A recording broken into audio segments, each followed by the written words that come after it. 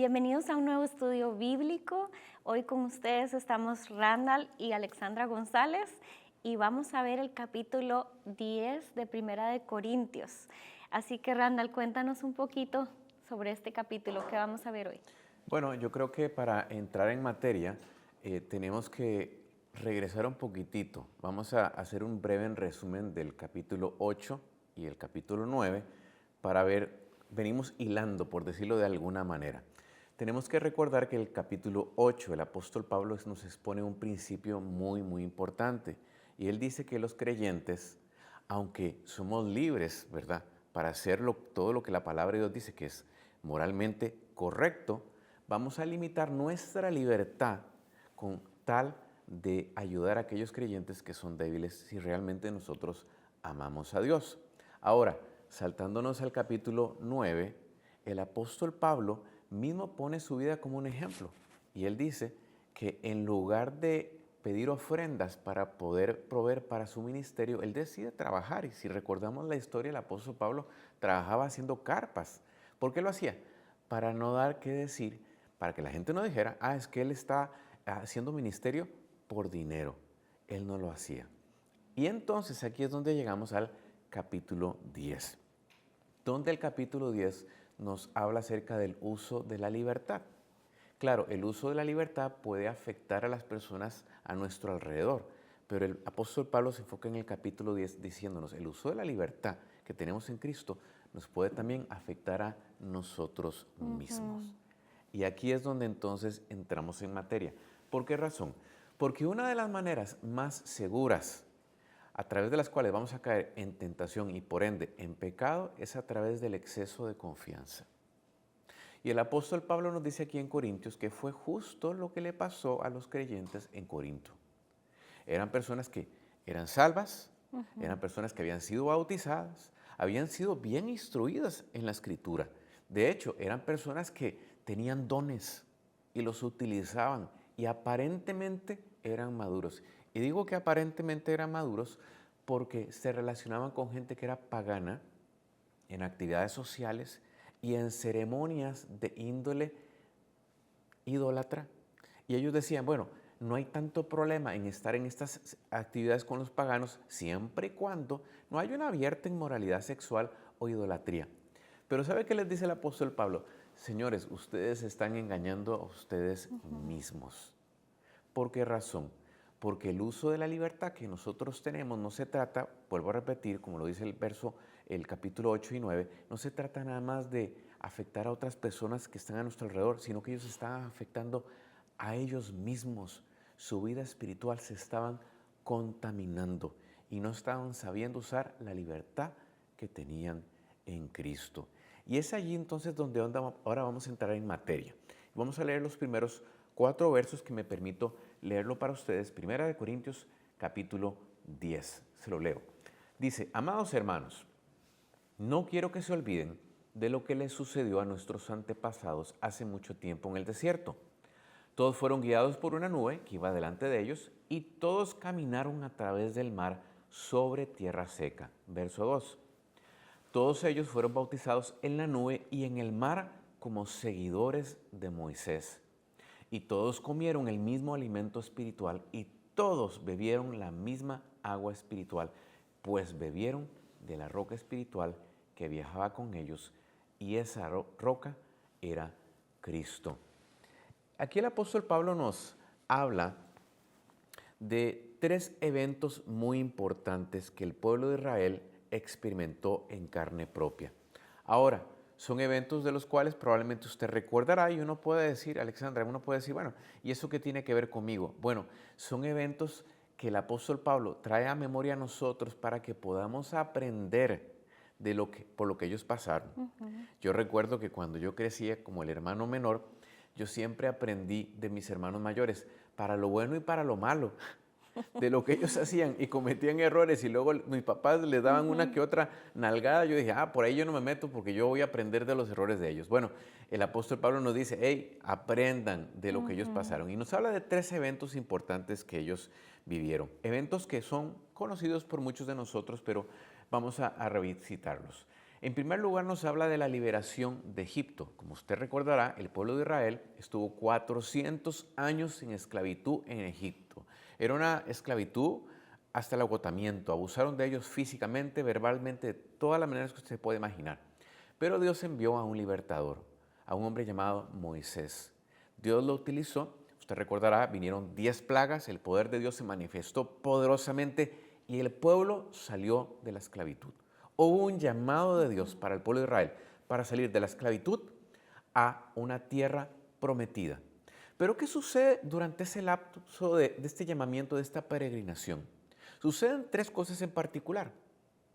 Porque el pueblo entra en idolatría, el pueblo después entra en inmoralidad sexual, de eso vamos a hablar un poco más adelante, y luego el pueblo entra en rebelión. Y debido a esos 3 incidentes, el pueblo tiene que regresar nuevamente al desierto por 40 años, tristemente. Ahora, nos menciona un segundo evento y nos habla del bautismo de Moisés. Algo que puede sonar un poco extraño, Alexandra, porque uno dice, ¿a qué se refiere el bautismo de Moisés? Y quiero tomar un tiempito para explicarlo, porque eso es parte de este estudio bíblico, ¿no? Cuando hablamos del bautismo, quizás usted recordará, uno inmediatamente lo asocia con esta ceremonia, ¿verdad?, en la cual el agua simboliza la limpieza de nuestros pecados. Pero es interesante que aquí el texto nos dice, y lo quiero leer para usted, dice, todos en Moisés fueron bautizados en la nube y en el mar. Y entonces, como tenemos ese entendimiento de lo que es el bautismo, hay gente que ha dicho y lo ha interpretado de esta manera. Y lo que ha dicho es, fueron bautizados porque, la nube los roció de agua y como pasaron por el mar, fueron sumergidos en el agua. Pero eso es una interpretación equivocada, porque en primer lugar, la nube era la presencia de Dios. Y recordemos que cuando ellos cruzaron el mar, Dios lo partió completamente y ellos pasaron por tierra seca. Sequitos. Entonces, no fueron sumergidos. Entonces, ¿a qué se refiere que fueron bautizados en Moisés? Bueno, la Escritura, recordémonos, nos dice que ser bautizados es estar identificados con Cristo. Entonces, algunos estudiosos lo interpretan de esta manera. El pueblo de Israel fueron bautizados en Moisés, refiriéndose a que ellos se identificaron con Moisés, como el líder que Dios trajo para llevarlos a la tierra prometida. Y entonces, ese es el segundo evento que vemos aquí y que Pablo nos está mencionando. Pero entonces vamos al tercer evento y leemos entonces que nos habla de un sustento espiritual. ¿A qué se refiere esto? Bueno, a que Dios proveyó alimento del cielo, maná, para que ellos pudieran alimentarse durante todo este peregrinaje, que Dios les dio agua para que ellos pudieran beber. Y es interesante cuando se menciona acerca del agua a beber, porque había una antigua leyenda judía que decía que cuando Dios envió a Moisés a que golpeara la roca y que de ella brotó agua, esa leyenda judía decía que esa roca en particular los siguió a ellos durante todo el tiempo de peregrinaje, por eso es que nunca les faltó agua. Ahora, algunos estudiosos dicen que Pablo está aludiendo a esa misma leyenda judía cuando él escribe aquí en 1 Corintios capítulo 10 y él le dice a los lectores judíos, sí señores, esa piedra es cierto, nos siguió durante todo el tiempo del peregrinaje, pero esa piedra no era una piedra física, esa roca era Cristo Jesús, quien mismo alimentó al pueblo y estuvo allí para satisfacer la sed de ellos. Ahora, uno se queda pensando, ¿por qué aquí el apóstol Pablo, Alexandra, nos habla de estos 3 eventos en particular? ¿Por qué razón? ¿Cuál es el propósito? Bueno, mire, sencillamente porque Él que quiere hacernos entender los privilegios que ellos tenían como pueblo escogido por Dios, el valor que Dios les estaba dando a ellos como hijos e hijas de Dios, cuidaba de ellos, los sostenía, Dios los libertó de una esclavitud. Pero ¿sabe qué pasó? Lamentablemente ellos no supieron usar esa libertad de la manera en que Dios quería que ellos la usaran. Y entonces aquí continuamos con los siguientes versos, Alexandra. Bueno, seguimos con el versículo número 5 y dice, sin embargo, ahí viene el pero, ¿verdad? Ajá, después de todos los milagros, el mar se abre, viene el maná, el agua de la roca. Sin embargo, dice, Dios no se agradó con la mayoría de ellos y sus cuerpos fueron dispersados por el desierto. Esas cosas sucedieron como una advertencia para nosotros, a fin de que no codiciemos lo malo como hicieron ellos, ni rindamos culto a ídolos como hicieron algunos de ellos. Como dicen las Escrituras, el pueblo celebró con abundante comida y bebida y se entregó a diversiones paganas, y no debemos cometer inmoralidad sexual como hicieron algunos de ellos, lo cual causó la muerte de 23,000 personas en un solo día. Tampoco deberíamos poner a prueba a Cristo, como hicieron algunos de ellos, y luego murieron mordidos por serpientes. Y no murmuren, como lo hicieron algunos de ellos, y luego el ángel de la muerte los destruyó. Qué tremendo, Ronald. Tremendo. Qué tremendo aquí, porque Pablo está diciendo, miren, el pueblo de Israel vio grandes maravillas, cosas que jamás nosotros hemos visto en la vida. Montañas de fuego, la voz de Dios, cosas increíbles, impactantes, pero eso no les bastó a ellos para rendirse y honrar a Dios, porque más bien dice que sus conductas, sus comportamientos no honraron y no agradaron a Dios. Y nosotros podemos caer en lo mismo, Así es. ¿verdad? Entonces, como seres humanos estamos expuestos a caer en lo mismo y cosas peores aún. Pero yo creo que entonces el corazón de papá de Pablo empieza a escribir todas estas cosas, no como legalistamente, sino como esa advertencia, como decías al inicio, porque dice aquí, esto es para que ustedes se pongan pilas, ¿verdad? Pónganse las pilas, ustedes no pueden caer en lo mismo que cayó el pueblo de Israel. Y creo que este es un capítulo que nos llama la atención para nosotros el día de hoy. Y Pablo aquí empieza a escribir y dice de 4 cosas, 4 pecados en los que cayó el pueblo de Israel, a los cuales él alerta a los corintios y por supuesto a nosotros el día de hoy, para que nosotros no caigamos en esto. Y vamos a ver el primero de estos. El primero es la idolatría.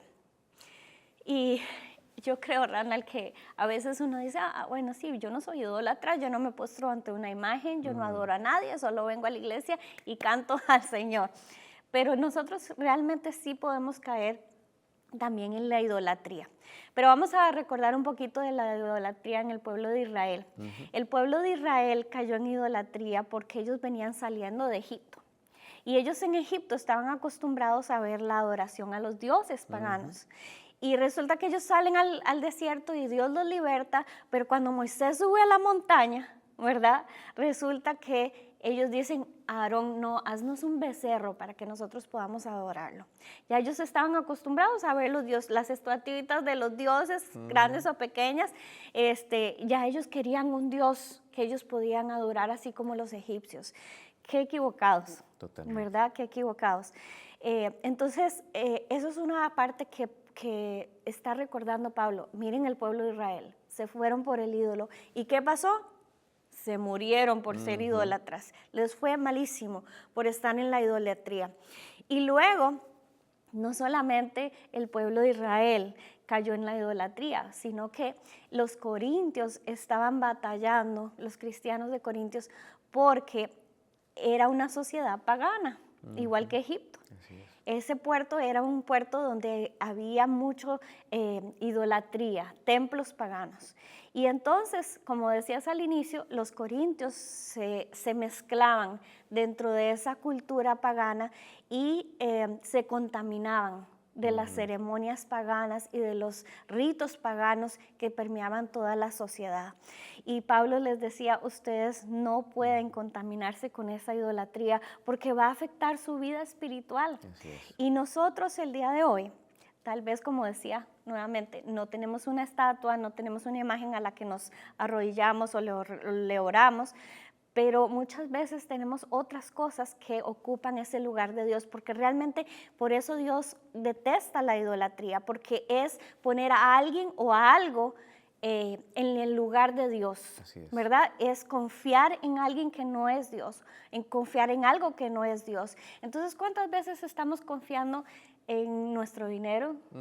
¿Cuántas veces estamos confiando más en Dios en nuestra pareja que en Dios, en nuestro esposo, que Dios. ¿Cuántas veces estamos confiando más en una cuenta de banco que en Dios, en nuestro trabajo, más que en Dios? Estamos poniendo nuestros ojos en cosas o en personas que realmente no son Dios. Y eso es lo que aquí es el llamado a la atención. No tengas ídolos delante del Señor. Y yo creo que esto es algo que realmente tenemos que hacer un trabajo de examinarnos y decir, Señor, mírame y conóceme si yo estoy poniendo a mis hijos como mis ídolos o que si estoy poniendo a alguien en lugar tuyo, Señor. Yo no quiero tener ídolos en mi corazón. Revélame si hay ídolos en mi corazón y líbrame de esto, porque Dios lo llama como un pecado que no es agradable delante de Él, y esto es lo que Pablo nos está diciendo aquí. El segundo pecado que Pablo nos está diciendo aquí es la inmoralidad sexual. Dice el versículo 8, dice, y no debemos cometer inmoralidad sexual como hicieron algunos de ellos, lo cual causó la muerte de 23,000 personas en un solo día. Aquí se está haciendo mención a Números capítulo 25. Israel había llegado y acampado en un lugar, y dice que las hijas de Moab estaban seduciendo a los israelitas a pecar con ellas, con inmoralidad y también dedicarse a los ídolos. Porque interesantemente, siempre lo que es la idolatría y la inmoralidad sexual van de la mano. ¿Quieres ver a alguien que viene de mucha idolatría? Siempre va a haber inmoralidad sexual en su vida. Va a ir junto. ¿Y qué cosas? Porque nosotros en Latinoamérica venimos de mucha idolatría. Y resulta que siempre también ha habido mucha inmoralidad sexual, si lo vemos así. Entonces estas son cosas que Pablo está llamando la atención, porque él sabía que los corintios venían de una zona de idolatría y de inmoralidad sexual. En Corinto había el templo de la diosa Afrodita. Y resulta que en ese templo habían miles de prostitutas. Esa era parte de su adoración, de su religión, por decirlo así. Entonces ellos vivían en un ambiente bien pesado en cuanto a la inmoralidad sexual. No solamente los israelitas, sino los corintios lo estaban viviendo. Y yo me pongo a pensar, bueno, pues no tiene nada de diferente con lo que vivimos el día de hoy. Vivimos en una cultura donde la inmoralidad sexual es abierta y se ve como algo normal. Entonces nosotros tenemos que poner mucho cuidado con esto, porque la inmoralidad sexual nos lleva a perversión, nos lleva a deshonrar a Dios. No es lo que Dios quiere para nosotros. Y muchos cristianos tal vez dicen, no, bueno, es que pues vivimos en el siglo XXI, es la modernidad, es lo normal, todo el mundo lo hace, ¿por qué no? Bueno, porque es lo que Dios nos está diciendo. Así es. Que nosotros tenemos que honrarlo a Él con nuestros cuerpos y saber que somos el templo del Espíritu Santo y no podemos entregarnos a la inmoralidad sexual. Así es que tenemos que tener mucho cuidado con este punto, porque como decías, esto se trata de que en Cristo tenemos libertad, pero no podemos llegar a un libertinaje y tener tanta confianza en nosotros como creyentes en Cristo, de que, no, yo puedo jugar en esta relación, jugar con fuego y no me voy a quemar, ¿verdad? Porque cuando vemos ya nos quemamos. Así es. Entonces tenemos que tener cuidado con esto y tratar de estar alertas con estas dos situaciones que Pablo nos dice. Primero la idolatría, luego la inmoralidad sexual. ¿Y cuál otro sigue, Rana? Bueno, continuando con el siguiente verso, en el verso 9, nos habla en el tercer pecado de poner a prueba al Señor. Me permito leerlo para ustedes. El verso 9 dice, tampoco deberíamos poner a prueba a Cristo, como hicieron algunos de ellos, y luego murieron mordidos por serpientes. Es interesante porque en el Números capítulo 21 ahí es donde se nos menciona este incidente.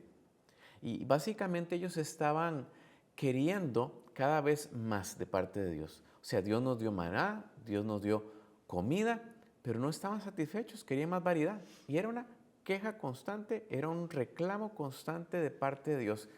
Y realmente ese uso de libertad que Dios les había dado, no lo usaron para complacer a Dios ni para honrar a Dios, sino era para ver qué podían obtener más de Dios. ¿Qué nos puede dar más Dios? Egoístamente. Exactamente, egoístamente. Entonces yo creo que aquí hay dos aplicaciones que nosotros tenemos que tener en cuenta para hoy en día. Porque uno pudiera poner a prueba, Alexandra, a Dios también el día de hoy. A la hora de no estar agradecido con lo que Dios nos ha dado, sino estar constantemente viendo lo que no tengo. Porque es la tendencia. Claro. ¿Qué es lo que no tengo y qué es lo que tiene mi prójimo que yo quiero tener? Y no puedo en muchas ocasiones estar agradecido, Señor, te doy gracias por lo que tengo el día de hoy. Y yo sé que tú vas a proveer para mis necesidades para el día de mañana, pero es una constante de ver para adelante y no agradecerle a Dios. Y ahí podemos poner a prueba al Señor. Ahora, hay una segunda manera, como lo hizo el pueblo de Israel y lo hizo los corintios. Es tratar de ver hasta dónde yo puedo llegar, a esa línea limítrofe, donde ya es pecado, pero todavía yo no he llegado ahí, entonces no estoy mal, y estoy poniendo a prueba al Señor. Estoy utilizando mi libertad para ver hasta dónde yo puedo llegar. Y ahí es la famosa pregunta que le hacen a uno, ¿verdad? Y le dicen, no sé si te la han hecho, Alexandra, alguna vez, ¿será que esto es pecado? Sí. En el momento donde la persona ya lo pregunta, ya está dudando, comenzando por esto, ¿verdad? Si es pecado. Y creo que entonces esa pregunta ya devela que es algo que no deberíamos estar haciendo. Y ahí es donde tenemos que tener cuidado para no poner a prueba al Señor. Ahora, saltándonos al cuarto pecado que nos menciona aquí el apóstol Pablo, es la murmuración. Y es el cuarto pecado. Justo se nos menciona en el Números capítulo 16, no entramos ahí para no alargar mucho más esta lección, luego con detenimiento usted lo puede leer. Pero, ¿qué es básicamente la murmuración? Es una queja, que justamente lo vemos constantemente en el pueblo de Israel cuando sale de Egipto. Se quejaban constantemente. Pero si pudiéramos hilar más fino, básicamente la murmuración es una insatisfacción con la voluntad de Dios. O sea, ponemos en tela de duda, ¿será que Dios realmente está haciendo las cosas bien? ¿Será que Dios me está cuidando? ¿Será que Dios está tomando buenas decisiones para mí? Es como un hijo que pone en tela de duda al papá. ¿Por qué no me dejas comer esto? ¿Por qué no me dejas ir allá? Pero cuando crecen se dan cuenta, con razón mi papá, mi mamá me decían esto. Bueno, ponemos en tela de duda si realmente Dios está haciendo las cosas de la manera correcta. Y es allí donde podemos entrar en mucha murmuración y mucha queja. ¿Y sabe qué? Yo creo que tenemos que aprender del apóstol Pablo, porque justo en otra carta que él escribe en el libro de Filipenses, capítulo 4, el verso 11, él dice, he aprendido a contentarme cualquiera que sea mi situación. Y no se trata de que el apóstol Pablo era un hombre resignado, que simplemente, lo que venga, sea por Dios, decían por ahí, ¿verdad? Lo que venga. No, no. Es que él sabía que su vida estaba en las manos de Dios. Y lo que fuera a suceder, Dios estaba en control, porque él era un hombre que se sometía a la voluntad de Dios. Y que nuestra oración sea, Señor, como Jesús nos enseñó a orar, Señor, que así como en los cielos se hace tu voluntad, se haga también en nuestra vida. Porque si se hace la voluntad de Dios, mire, la voluntad de Dios es buena, es agradable y es perfecta. Aunque a veces para nosotros no sea buena, ni sea agradable y menos perfecta. Pero déjeme decirle, siempre lo será así. Y es allí entonces donde ahora saltamos al verso 11 y el verso 12, que me permito leerlo para ustedes, y dice de esta manera. Estas cosas les sucedieron a ellos como ejemplo para nosotros. Otra vez. Otra vez lo vuelve a repetir. Y luego sigue diciendo, se pusieron por escrito, para que no se nos olvide, para que nos sirvieran de advertencia a los que vivimos en el fin de los tiempos. Verso 12. Y si ustedes piensan que están firmes, tengan cuidado de no caer. Mire, el castigo que cayó sobre los israelitas, todo justo lo que acabamos de leer, no se escribió ahí nada más para que se mantenga un récord de los errores de ellos, no, se escribieron para nuestro beneficio. Y quiero aclarar aquí que el texto que el apóstol Pablo nos está diciendo, dice, que nos sirviera de advertencia a los que vivimos en el fin de los tiempos. Eso es para usted y para mí. Claro. Eso es para nosotros. Estamos en el fin de los tiempos. Y nos está diciendo, caminen con precaución el día de hoy. Porque cuando uno lee la Biblia y uno lee la historia del pueblo de Israel, Alexandra, uno puede caer en esa tendencia de decir, uy, qué barbaridad, qué idólatras, qué carnales, qué barbaridad. Déjeme decirle, usted y yo podemos ser lo mismo y aún peores. Entonces la advertencia es, hey, aprendamos la lección que ellos vivieron y no entremos por el mismo camino que ellos vivieron, porque la realidad es que podemos ser muy vulnerables. Y de hecho, Israel es simplemente un ejemplo de muchos más. Porque cuando uno comienza a revisar la Biblia en el Antiguo Testamento y el Nuevo Testamento, va a encontrar muchas historias de personas que se llenaron de soberbia y pensaron, no, yo camino en la libertad y pongo un exceso de confianza en mí mismo. Mire, hay un hombre que por cierto era pagano, exceso de confianza en él, en el libro de Esther, un hombre llamado Amán. Y él tenía un plan de destrucción de los judíos, quería una matanza terrible a los judíos. Y como dice el dicho popular, le salió el tiro por la culata. Justo en su exceso de confianza, lo que él pensó que iba a aniquilar a los judíos terminó más bien siendo una soga para su propio cuello y él murió. Ahora, vámonos al Nuevo Testamento. El apóstol Pedro, siendo un hombre que amaba tanto a Jesús, en una ocasión de mucha honestidad, porque en él había una buena intención como la hay en muchos de nosotros. Él dijo, Señor, jamás te voy a negar, jamás te voy a negar. Y Jesús le dijo, ay, Pedro, Pedrito querido del alma, no sabes lo que estás diciendo. Mira, antes de que el gallo cante 3 veces me vas a negar. Yo creo que Pedro dijo, ay, Señor, tú no sabes lo que tú estás diciendo. Yo sé quién soy yo. Yo sé que soy un hombre valiente. Mire, usted conoce la historia. Como Jesús lo dijo, simplemente, él escuchó al gallo cantar y dice que lloró amargamente, de dolor, porque él sabía lo que Jesús le había dicho. ¿Por qué? Por exceso de confianza, Alexandra. Uno no puede pensar que uno es sabelotodo, que uno es, decía en mi tierra, doña toda, yo aquí puedo solito. No, necesitamos confiar del Señor. Es más, hay una iglesia que pensaba que ellos sabían todo y que en Apocalipsis capítulo 3, verso 1 y 2, la iglesia de Sardis, nos dice el texto aquí, que ellos decían, que ellos pensaban que estaban vivos espiritualmente, que estaban en su mejor momento en la relación con Dios. Y Dios les dijo, señores, ustedes están muertos espiritualmente. Una gran lección para nosotros el día de hoy, para que entendamos que no podemos confiarnos en nosotros mismos. Y como dijo el proverbista, en Proverbios justo capítulo 16, el verso 18, tremendo este verso, que yo creo que tenemos que atesorarlo. Nos dice de esta manera y se lo leo. Antes del quebrantamiento es la soberbia y antes de la caída la altivez del orgullo. Alexandra, que el Señor nos guarde de soberbia. Amén, sí. Y que el Señor nos guarde de altivez. Por eso es que el apóstol Pablo aquí dice, si ustedes piensan que están firmes, tengan cuidado en no caer. Siempre me ha llamado la atención, Ale, que dice que el que está firme tenga cuidado de no caer. ¿Por qué no podría decirle, no, aquel que es tan débil, aquel que se está ya a punto de tropezar, Sí. cuidado, cuidado, cuidado, te vas a caer? No, aquí la Escritura nos dice al que está firme. ¿Por qué? Porque es el que está tan confiado en sí mismo, que dice, no, a mí eso no me va a pasar. Yo soy maduro como los corintios. Ah, no, yo ya fui bautizado, yo soy salvo. Oh, yo tengo una instrucción en la palabra. Si usted supiera, yo fui al seminario bíblico. No, no, no. No se trata de eso. Tenemos que apoyarnos, no, como dice la Escritura, no en nuestra propia prudencia, no, sino en nuestro Señor Jesucristo. Porque en el momento donde uno se apoya en su propia prudencia, ¿sabe qué hace? Uno deja de apoyarse en la palabra de Dios y en la guía del Espíritu Santo. Y es allí donde nos hacemos vulnerables a la tentación y fácilmente podemos caer en pecado. Así que nos libre el Señor, que podamos, Alexandra, siempre caminar en humildad para poder ser enseñables y poder depender de nuestro Señor Jesucristo.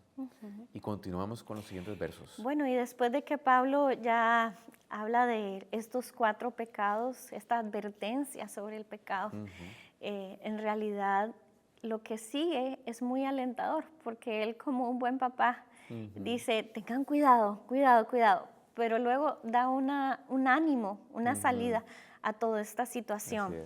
Y dice el versículo 13, dice, las tentaciones que enfrentan en su vida no son distintas de las que otros atraviesan, y Dios es fiel, no permitirá que la tentación sea mayor de lo que puedan soportar. Cuando sean tentados, Él les mostrará una salida para que puedan resistir. Y qué lindo esto, porque Pablo le está diciendo, muchachos, todos ustedes, igual que yo, van a ser tentados. No hay nadie que no vaya a ser tentado. Hasta Jesús fue tentado. ¿Qué nos espera a nosotros? Todos vamos a ser tentados porque es algo que es de la condición del ser humano. Vamos a ser tentados. Pero tenemos que recordar que ser tentados no significa que ya pecamos. Claro. ¿Verdad? Hay gente que dice, es que la tentación, sí, la tentación siempre va a estar ahí, claro, pero la tentación no es que ya pecaste. Entonces, es cómo vas a ir a enfrentar esa tentación. Y aquí Pablo dice, ustedes tranquilos porque todos vamos a ser tentados. Tentados a ser idólatras, tentados a la inmoralidad, tentados a tentar a Dios, tentados a todo, a murmurar, a quejarnos. Todos vamos a ser tentados en eso. Tranquilos, muchachos, todos. Usted no está solito. Así que si usted está siendo tentado, tranquilo, no está solo. Todos estamos en el mismo barco, en esa situación, ¿verdad? Todos vamos a ser tentados. Pero luego, entonces, dice él, tranquilos porque Dios es fiel. Dios es fiel. Hermoso, hermoso. Qué lindo, ¿verdad? Aquí no estamos así como pecadores, todos se van a ir al infierno, sino que están diciéndote, Pablo, Dios es fiel. Y tanto es así que Jesús se puede identificar con nosotros en la fuerza de lo que es la tentación, porque Él fue tentado. Él fue tentado, pero sin pecado. Sin pecado, nunca pecó. Nunca pecó. Entonces Él sabe lo que nosotros podemos enfrentar con respecto a la tentación. Y yo creo que eso lo hace es una gran empatía cuando nosotros somos tentados. Así es que no estamos solos tampoco. Dios es fiel aún en medio de lo que es la tentación, ¿verdad? Pero dice que Dios no permitirá que la tentación sea mayor de lo que nosotros podemos soportar. Yo creo que aquí tal vez los corintios y tal vez nosotros nos podemos preguntar, pero entonces, ¿cómo hago yo para soportar esa tentación, para resistir esa tentación? ¿Cómo hago yo para no caer en inmoralidad? ¿Cómo hago yo? Bueno, aquí es saber que Dios siempre va a proveer una salida para ello. Así es. Y yo creo que esa salida tiene que ver con el Espíritu Santo que está dentro de nosotros. Así es. Pero nosotros necesitamos prestarle atención al Espíritu Santo. Yo me acuerdo que mi hija cuando estaba chiquitita, a ella le encantaba ver cuando yo prendía la estufa en la casa, porque salía la llama, porque es de gas. Y ella siempre veía la llama y le llamaba la atención y quería ir a tocarla. Y yo le decía, no la vas a tocar porque te quemas. Y entonces ella no aguantó la tentación, ella cayó en la tentación un día y ella tocó esa llama y se quemó y nunca más volvió a, ¿verdad? Pero yo estaba ahí alertándola. Fabiana, cuidado con eso, te vas a quemar. Y yo creo que así es el Espíritu Santo dentro de nosotros. Él está, cuidado. Lo que pasa es que a veces no le hacemos caso, ¿verdad? Y es tanta la curiosidad que queremos ir a tocar esa llama del pecado. Entonces, yo creo que nosotros tenemos que ser cada día más sensibles a esa voz del Espíritu Santo que está en nosotros, que nos dice, eso no está bien, ¿verdad? Pero lo lindo de esto es que la tentación, la palabra tentación tiene que ver con prueba. Simplemente es una prueba, ¿verdad?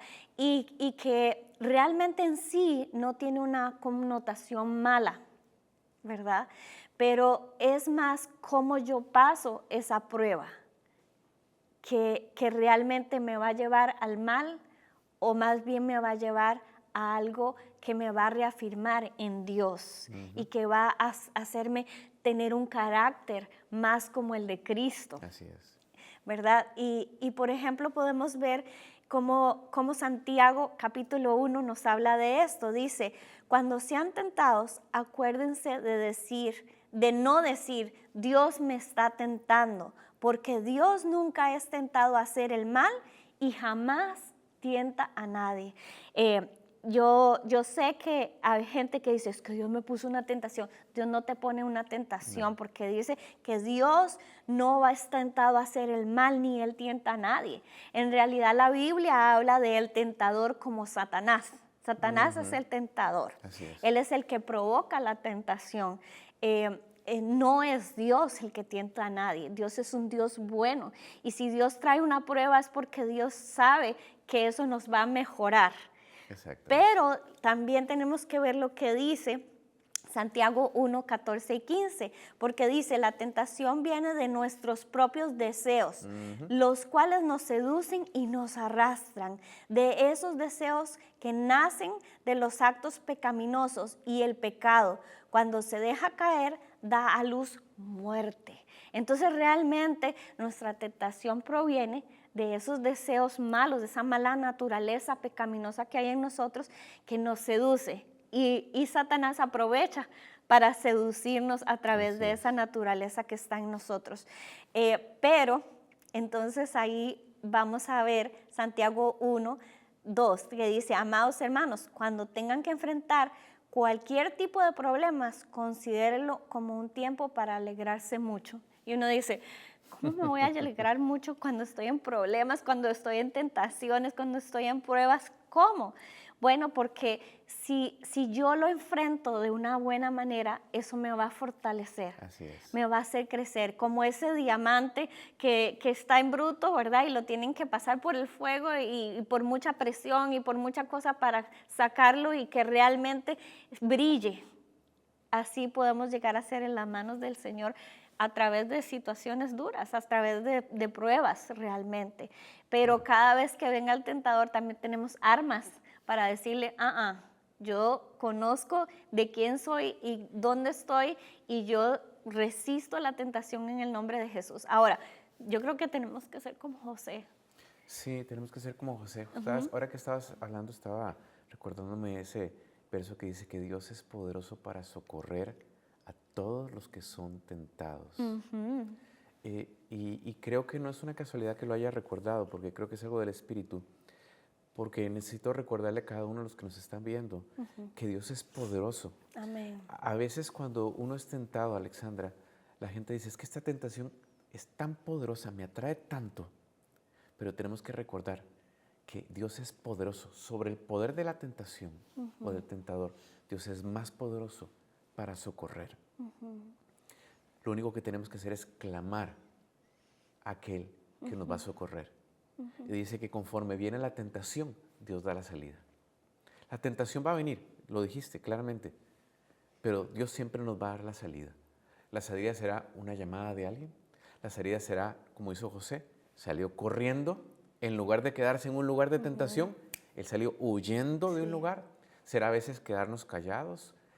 Hay diferentes maneras que Dios nos va a mostrar siempre una salida ante la tentación. Y cada vez que enfrentes la tentación y no caigas en ella, pasas una prueba. Y como una vez el pastor Joel dijo, y me encantó en una predicación de él, cuando él dice, pasa la prueba, era el título de su predicación, él decía, la prueba viene no porque Dios quiere darse cuenta de cómo vamos a reaccionar nosotros, porque Él sabe cómo nosotros vamos a reaccionar. Es más bien para que nosotros nos demos cuenta de qué cosas en nuestra vida estamos luchando y en qué tenemos que depender más de nuestro Señor. Justo hablando del uso de nuestra libertad, el Señor nos ha libertado, pero no podemos apoyarnos ni confiarnos en nosotros mismos. Tenemos que confiar en Él. Y es decirle, Señor, me doy cuenta que a la hora de esta prueba que estoy viviendo, tengo una debilidad en esta área y yo te la traigo delante de ti. Yo solo no puedo, pero tu palabra dice que tú me puedes socorrer. Ayúdame, Señor. Yo necesito depender de ti en esto. Así que el día de hoy creo que cerramos de esta manera, reconociendo, como dijo en una ocasión Pedro, justo ahorita estoy recordando esas palabras cuando Pedro le dijo a Jesús, Señor, ¿a dónde más iremos si solamente tú tienes palabras de vida eterna? Él es el único camino, la única verdad y la única vida. Y nadie va al Padre si no es por Él. Necesitamos depender de nuestro Señor Jesucristo. Tener una confianza no en nosotros, sino en Él. Y yo creo que esa es la oportunidad para que oremos y lo pongamos delante del Señor para decir, Señor, si algo me voy a gloriar, dijo el apóstol Pablo, recuerdo ese otro texto, me voy a gloriar en el Señor Jesucristo. No en mí mismo, no en mi capacidad, no en mi autosuficiencia, no. Me voy a glorificar en el Señor Jesucristo, quien es el que me da el poder y la capacidad para vivir una vida que honre a Cristo. Y yo pienso que también cuando tenemos debilidades, tal vez mi debilidad no es la idolatría, pero tal vez es la murmuración, la queja o qué sé yo. Si sabemos que tenemos un área de debilidad, es importante llevársela al Señor. Así es. ¿Verdad? Y también me acuerdo que Pablo le decía, Señor, tengo esta debilidad, quítamela. Y el Señor le decía, bástate mi gracia. Sigue agarrado de mi gracia, agárrate de mi gracia, porque mi amor es lo que tú necesitas. Así es. Y cuando nos agarramos de la gracia de Dios y del amor de Dios y no nos soltamos de ahí, porque muchas veces si estamos siendo tentados o tenemos un área de debilidad, entonces sentimos como que, ay, ya Dios no nos quiere, tenemos que escondernos de Dios, tenemos que huir de Dios, pero ahí es más cuando nos Ahí es tenemos donde el que acusador agarrar. de los hermanos viene Exacto. a acusarnos, para hacernos sentir que somos pecadores, que somos sucios y que... Pero eso es una mentira del diablo. Exacto. Es donde más tenemos que correr. Yo siempre he pensado que hubiera sucedido, obviamente estos son, ¿verdad? Simplemente pensamientos que le cruzan a uno. ¿Qué hubiera sucedido si en lugar de que Adán y Eva huyeron de Dios, hubieran ido hacia Dios? Pecamos, desobedecimos, pero ellos se escondieron. Sí. Porque la tendencia siempre es esconderse. Pero aquí es correr hacia Dios y decirle, Señor, he pecado. Amén. Como hizo el hijo pródigo, he pecado contra el cielo y contra ti. No soy digno de que me tomes como uno de tus hijos. Pero él le abrió los brazos y corrió hacia él, hizo fiesta, le puso anillo en el dedo, le puso vestiduras. Y ese es el corazón de nuestro Padre, de nuestro Dios que nos ama. Sí. Por eso dice, como dijo el apóstol Pablo hace un momento, pero Dios es fiel, hermoso. Dios es fiel y Dios es fiel para contigo. Y oramos hoy en este día, ¿verdad, Alexandra? Para terminar, nos unimos contigo en este día para orar. Padre, venimos hoy delante de ti en el nombre de Jesús, nombre sobre todo nombre, para venir a exponer nuestra vida, Señor, y a traerla delante de ti, reconociendo, Señor, que sin ti nada podemos hacer. En primer lugar, a pedirte perdón si por alguna razón hemos caminado en autosuficiencia y hemos utilizado mal la libertad que tú ganaste en la cruz, Señor, por cada uno de nosotros. Si hemos caído en murmuración, en queja, en inmoralidad sexual, si hemos caído en idolatría, Señor, o en algunas otras cosas, Señor, que te ofenden a ti. Hoy venimos a confesarlo delante de ti y a pedirte, perdónanos, Jesús, y lávanos con tu sangre preciosa, pero te damos gracias, Señor, porque tu palabra nos enseña que si hemos pecado, tenemos abogado para con el Padre, y ese eres tú, nuestro Señor Jesucristo. Gracias porque tú nos perdonas y nos limpias. Y pedimos ahora que siempre, Señor, podamos depender de ti, que siempre nos apoyemos en ti y no en nuestra propia prudencia, que podamos seguirte y poner nuestros ojos en Jesús, en el autor y en el consumador de nuestra fe. Y yo hoy bendigo a cada persona que nos está viendo, cada hombre, cada mujer, cada joven, cada niño. Te pido que tú los bendigas, que tú los fortalezcas y que en medio de la tentación ellos puedan clamarte a ti y puedan ver que el oportuno socorro viene de ti, Señor. Sí, Señor. Que tú eres ese socorro en los momentos de la tentación y que ellos no caerán en la tentación, sino que saldrán adelante y vivirán vidas que te honren a ti. Y hoy los bendecimos en este día, en el nombre del Padre, del Hijo y del Espíritu Santo. Amén. Amén. Y amén. Pues Dios me los bendiga. Como siempre, un gusto estar con ustedes compartiendo el mensaje de las buenas noticias, porque eso es, Alexandra. Son buenas noticias en un mundo que tiene tantas malas noticias. Así que siga conectado en este canal de YouTube con todos los estudios bíblicos que tenemos para que sigas creciendo en tu caminar con el Señor.